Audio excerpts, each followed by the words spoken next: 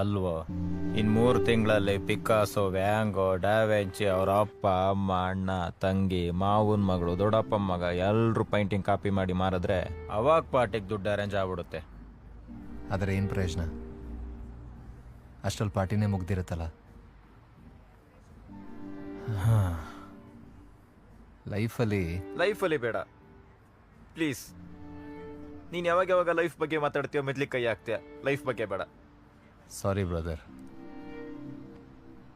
ಆದರೆ ಸತ್ಯ ಇದೇನೆ,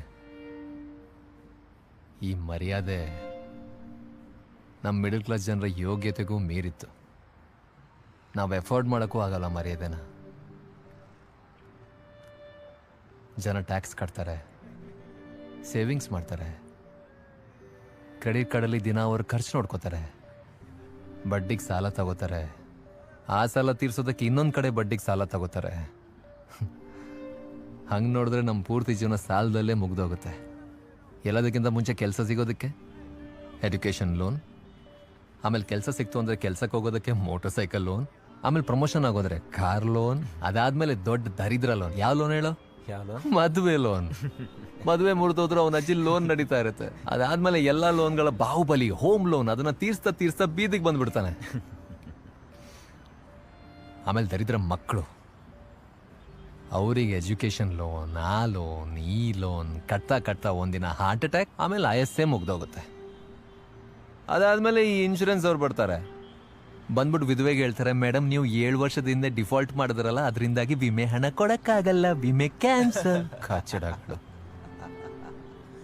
ಅದಕ್ಕೆ ಮಕ್ಕಳು ಹುಟ್ತಾನೆ ಅಳ್ತಾ ಇರ್ತವೆ, ಯಾಕಂದ್ರೆ ಅವು ಗೊತ್ತು ನಾವು ಮುಂದೆ ಗುಮ್ಮಿಸ್ಕೋತೀವಿ ಅಂತ. ಅವನ ಅಜ್ಜಿ ನಾವು ಮೆಜಾರಿಟಿ, ನಮ್ಮನ್ನ ಯಾರು ಮೂಸು ನೋಡೋದಿಲ್ಲ. ನಾವು ಮಿಡಲ್ ಕ್ಲಾಸ್ ಅಲ್ಲ ಕಣೋ, ನಾವು ಮಿಡಲ್ ಫಿಂಗರ್ ಕ್ಲಾಸ್. ಏನೋ ಮಿಡಲ್ ಫಿಂಗರ್ ಕ್ಲಾಸ್.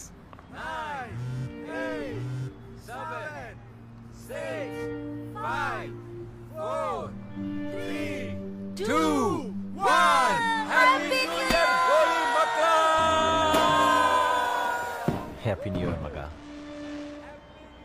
ಒಂದು ವರ್ಷ ಹೆಂಗೋ ಮುಗೀತು,